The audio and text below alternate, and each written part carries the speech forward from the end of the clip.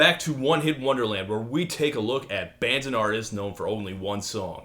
And folks, we're crossing a big one off the list today.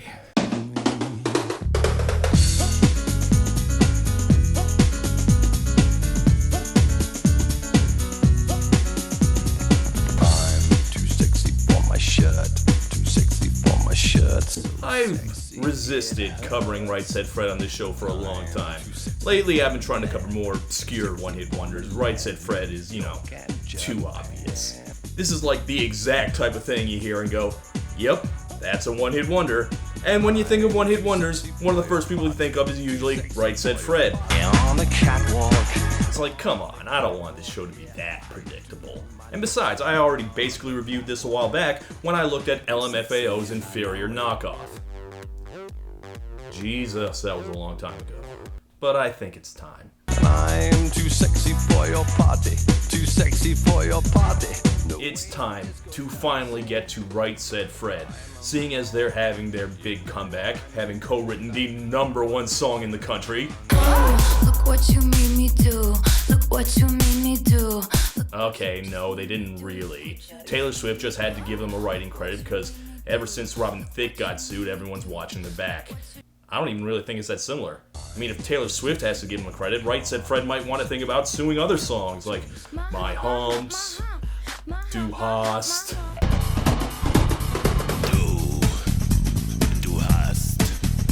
Du hast mich.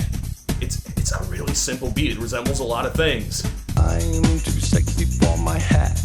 But there's just no denying that I'm Too Sexy has an outsized place in pop culture for such a goofy little song. It's 25 years later and we still got that phrase, I'm too sexy for my shirt. I mean, it just gets in there, It's not just an earworm, it's a mind worm. It's the catchphrase that defined a generation. These guys, they were just too sexy for their shirt, their car, their hat, their everything. See, they weren't just very sexy or even extremely sexy. They were overly sexy. They were sexy beyond acceptable parameters. We have a strict upper limit of sexiness. It tops off around John Cryer, and these guys were well beyond it. I shake my little touch on the catwalk. You couldn't escape it. I know every word of this song, and I'm just realizing I've never even listened to it all the way through, I'm pretty sure. And even still, you can just instantly picture it in your head. There are these two buff Mobies partying with a bunch of hot chicks, proclaiming their shirt-ruining sexiness. Who were these guys? What was their deal? Why did they hate shirts so much? Too sexy for my hat. Too sexy for my hat.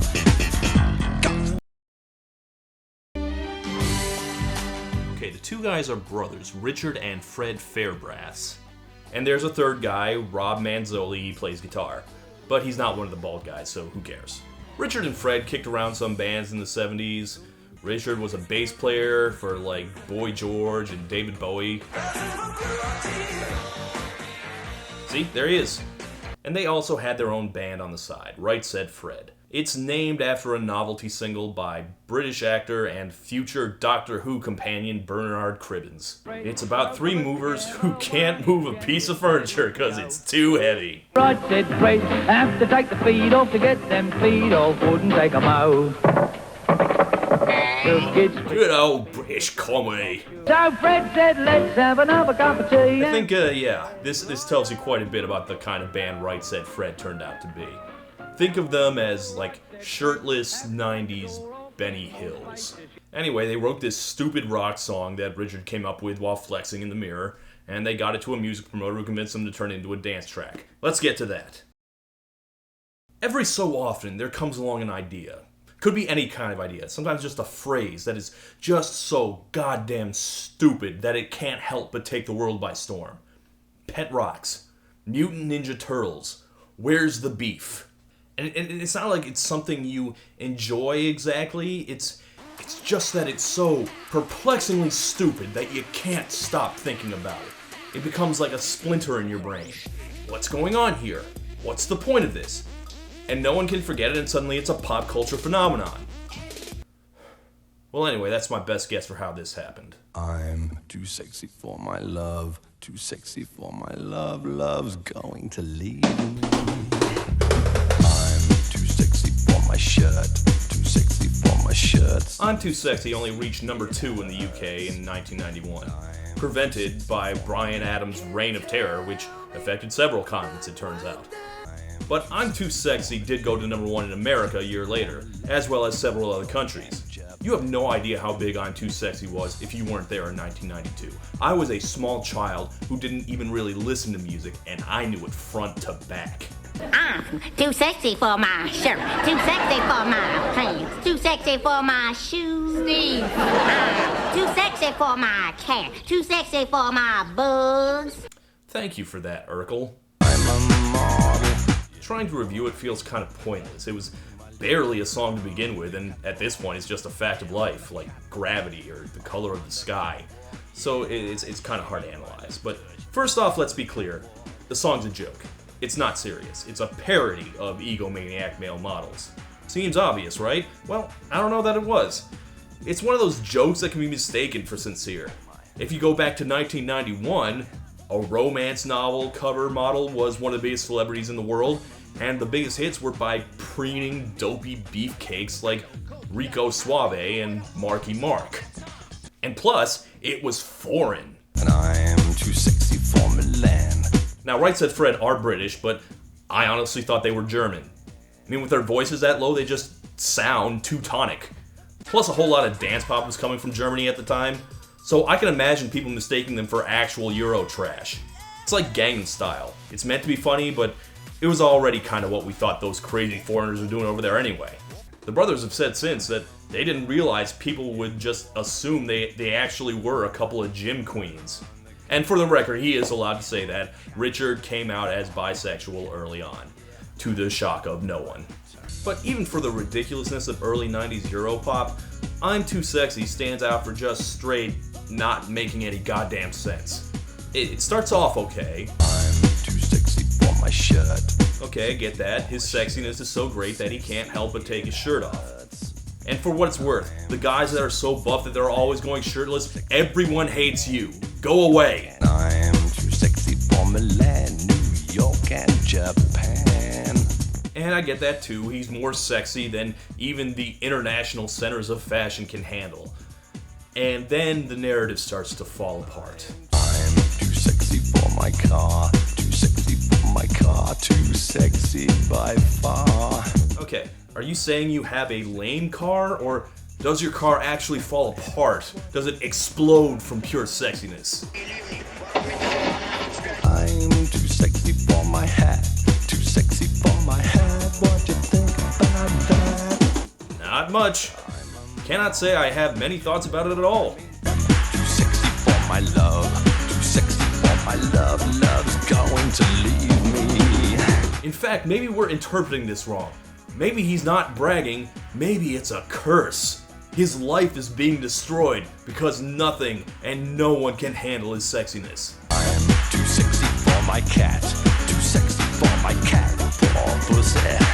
Poor pussy cat.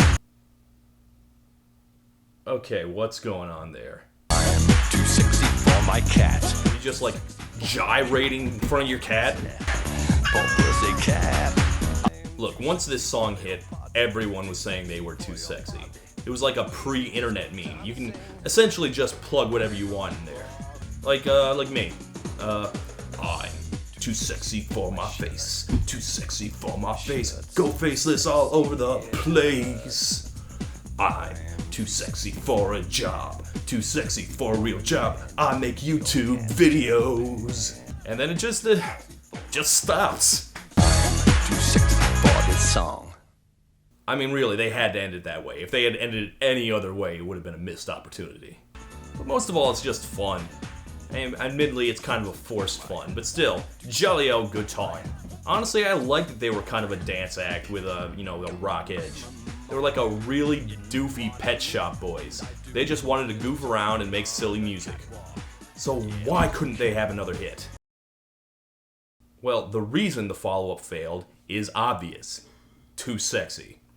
But seriously, you have to understand. When I'm Too Sexy blew up, Right Said Fred were nothing. They were nobodies. Their hit came out of nowhere. They didn't even have a label. Their manager was just one of their girlfriends. They were not prepared for this at all. So when they did get snapped up by the record companies, they didn't really think too hard about a long-term career. So yeah, duh, of course they weren't able to follow it up. Except they totally did. Yes, they were quite successful in their home country, at least for a little while. You know, that's a recurring theme on One Hit Wonderland, these acts that turned out to be more successful abroad. But if there's one act in history who didn't have a second hit anywhere, it should be the I'm Too Sexy guys, right? Right? I mean, it just stands to reason. So don't talk, just kiss. We're beyond words and sound. Whether or not they originally intended to, it looks like they went all in on the image that I'm Too Sexy created. This is their second hit, Don't Talk, Just Kiss. Let your tongue fool around. Let's fool around. It's much closer to an actual song than I'm Too Sexy, which of course means it's far more disposable, but you know, it's alright. And then there was their third hit, Deeply Dippy. Deeply dippy about the curves you got. Deeply hot, hot for the curves you got. This is their only UK #1 hit. This is their #1 hit in the UK. Oh my love, I can't make head nor tail of passion. Oh my love. Why this? For what it's worth, I think this is closer to the real Right Said Fred. Like, you gotta understand, they were already pushing 40 at that point. They're not Euro models, they're blokey, corny guys making dad jokes. Another thing I'm discovering, while many things about I'm Too Sexy were a joke, the vocals were not. Deeply hot, hot for the curves you got. That's just what they sound like. They legitimately can't sing. And after that, I think the entirety of Europe just suddenly realized, wait a minute, what the hell are we doing? And the Right Said Fred story mostly comes to an end. Oh yeah, they released album after album, single after single. Very few of them did much. All I needed was your love, even now it's obvious. All I needed was a turtle dove to make it right. The hell kind of nightmare is this? This appears to be a serious song with even a sort of spiritual sound to it. I don't feel like Right Said Fred were built for that. In fact, if you want a good gauge of how quickly their stock dropped, here's the sophomore album's second single, Wonderland. He's a Mr. Wonderman. He's a Mr. Wonderman. Now, you may ask yourself, hey, who is this Wonder Man they're singing about? You'll never guess. Yes, Sonic the Hedgehog. Faster hurts, you'll get a slap if you take a nap in a spin attack. To be clear, this song was not originally about Sonic the Hedgehog, but they rewrote it and re-recorded it to be a promo single for Sonic the Hedgehog 3. Imagine that, you had 3 top 10 singles, and then just 2 years later, Sega goes up to you and says, hey, we'd like you to rewrite your song to be about our stupid blue cartoon mascot, and you have to say yes because you've got nothing else at this point. He is a Mr. Wonderman. It doesn't even make sense. Sonic isn't a man. Call it Wonder Hedgehog at least. Even in the mid-90s, when bubblegum pop started to become really popular, there wasn't much room for Right Said Fred. This is the worst episode of Lazy Town I've ever seen. Now, to be fair, they did manage one more UK top 20 hit. A pub song about the power of friendship called You're My Mate. Tell you what I think she's a cow. She's let you down too many times now. Let's go for a drink.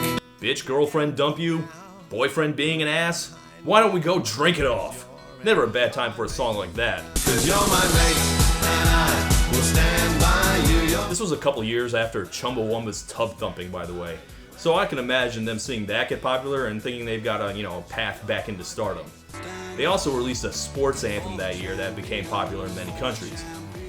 But after that, it just gets sad. I like a peach, I like a pear. Oh, I go bananas when your bottom's bare. We've all got one, and some are really hot. They're halfway from the bottom and halfway from the top. Sexy bum, sexy bum. This is yet more evidence to support my theory. Famous musicians don't actually know why butts are supposed to be attractive and are only vaguely aware of what they are. Oh, let's see what else. Looks like they recorded a song for the Smurfs too. I'm too smurfy for my shirt, too smurfy for my shirt, so smurfy it hurts. I'm too smurfy for Milan, too smurfy for Milan. I don't know if Right Said Fred are degrading the Smurfs or the Smurfs are degrading them. And then, of course, there was the worst single they ever made. Look what you made me do. Look what you made me do. How dare you, sirs? No, they didn't deserve better. They were just too sexy to deserve better. I'm a model. I think it's fair to say that Right Said Fred got more out of life than they really merited. But man, they had one great idea and they milked the shit out of it. Someday, if I ever come up with a phrase that popular, I hope to ride it as well as Right Said Fred did. God bless you two beefy, oiled up baldies. Yeah, let's finish it there. We're done. We are too sexy to continue. Too sexy for this song.